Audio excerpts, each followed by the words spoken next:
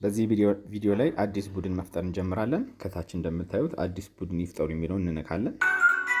ከዛ እንጀምር እንለዋለን። ከዛ መጀመሪያ የምንጀምረው ከላይ እንደምታዩት የቡድን መግለጫ የሚለውን እንነካለን። እዚህ ላይ ቡድኑን የሚወክል አርማ ይምረጡ ይላል። የፈለጋችሁትን ስዕል ከእናንተ ስራ ጋር የሚሄድ ትመርጣላችሁ። እኔ እቺን እመርጣለሁ። ከዛ የቡድኑ ስም ማንን በለው ካለ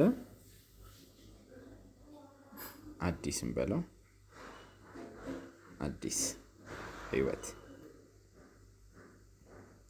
ይባላል የቡድኑ ስም። የመሰብሰቢያ ቦታቸው ቀበሌ ውስጥ ነው።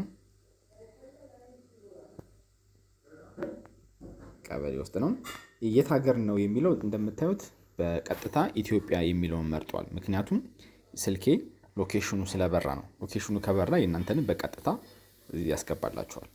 ከዛ እንደምታዩት ሁለት አማራጭ አለ። ይህ እውነተኛ ቡድን ወይስ የልምምድ ቡድን ነው ይላል። እውነተኛ ቡድን ማለት እውነተኛ ቡድን መፍጠር ስትፈልጉ ነው።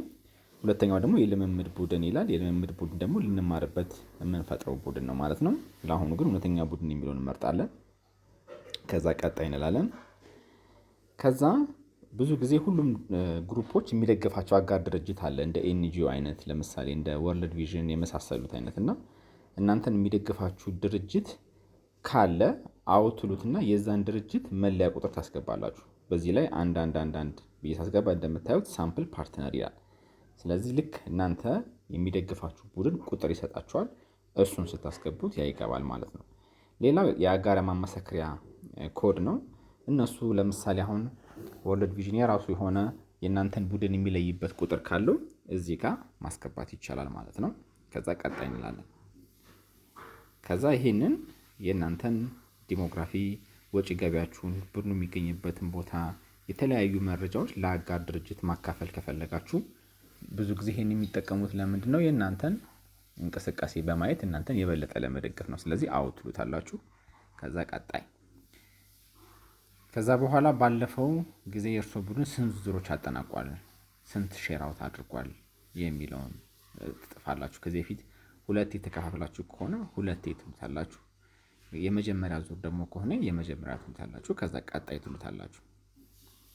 ከዛ በኋላ አሁን በዙር መካከል ናችሁ ወይስ አዲስ ዙር እየጀመራችሁ ነው?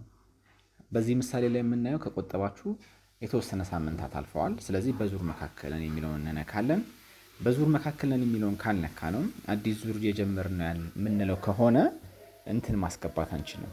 የብድር የወሰዱ ሰዎችን መረጃ ማስገባት አንችልም። ስለዚህ በዙር መካከል ነን ማለት አለብን ማለት ነው። ከዛ በኋላ የእርሶ ቡድን ያጠናቀቀው የመጨረሻ ስብሰባ ቁጥር ስንት ነው ይላል። እስካሁን 9 ተሰብስባችኋል እንበል። ከዛ ስንት ብድር አለ የብድር ፈንድ የሚለውን እዚህ ላይ እናስገባለን ማለት ነው። ከዛ እስካሁን 2000 ብር ተወስዷል ማለት ነው። የብድር ፈንድ እስካሁን 2000 ብር ቀሪ አለ ማለት ነው። የሚቀጥለውን ደግሞ በሚቀጥለው ቪዲዮ ላይ እንቀጥላለን።